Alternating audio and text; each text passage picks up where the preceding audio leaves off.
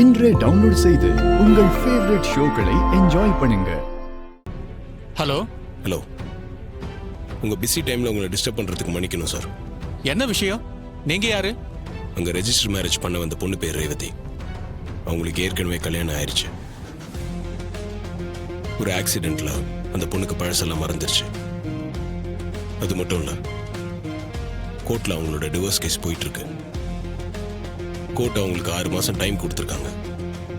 அந்த பொண்ணு பழசெல்லாம் மறந்து போனதால ஏமாற்றி அந்த பொண்ணுக்கு கல்யாணம் பண்ணி வச்சிடலான்னு அவங்க அம்மா உங்ககிட்ட அவளை கூட்டிகிட்டு வந்திருக்காங்க.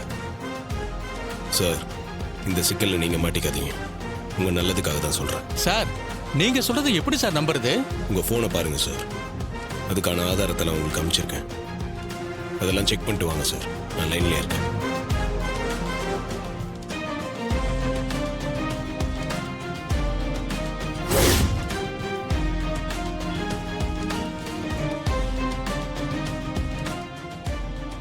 ஹலோ, என்ன சார், நான் சொன்னதெல்லாம் உண்மைன்னு இப்போ உங்களுக்கு புரிஞ்சுதா?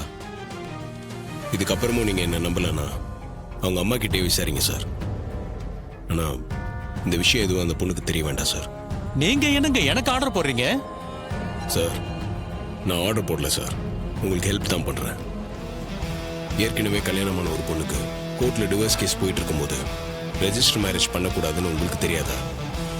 அது மட்டும் இல்லை, அந்த பொண்ணுக்கு தலையில் அடிபட்டு பழசெல்லாம் மறந்து போயிருக்கா. அப்படி இருக்கும்போது இந்த கல்யாணத்தை நீங்கள் நடத்தி வச்சா உங்கள் வேலை மட்டும் போகாது சார், உங்கள் மேலே கேஸ் போடுறதுக்கும் வாய்ப்பு இருக்கு. சார், இது உங்களை மிரட்டுறதுக்காகலாம் சொல்ல. தன்னை பற்றின பல விஷயங்கள் தனக்கே ஞாபகம் இல்லாதப்போ அப்படிப்பட்ட பொண்ணுக்கு கல்யாணம் பண்ணி வைக்கிறது சட்டப்படி தப்பு சார். நீங்களே கொஞ்சம் யோசிச்சு பாருங்க. எனக்கு தெரிஞ்ச உண்மையெல்லாம் சொல்லிட்டேன் சார். நீங்கள் சரியான முடிவாக எடுப்பீங்கன்னு நம்புகிறேன். வச்சிடுறேன் சார். ஓகே.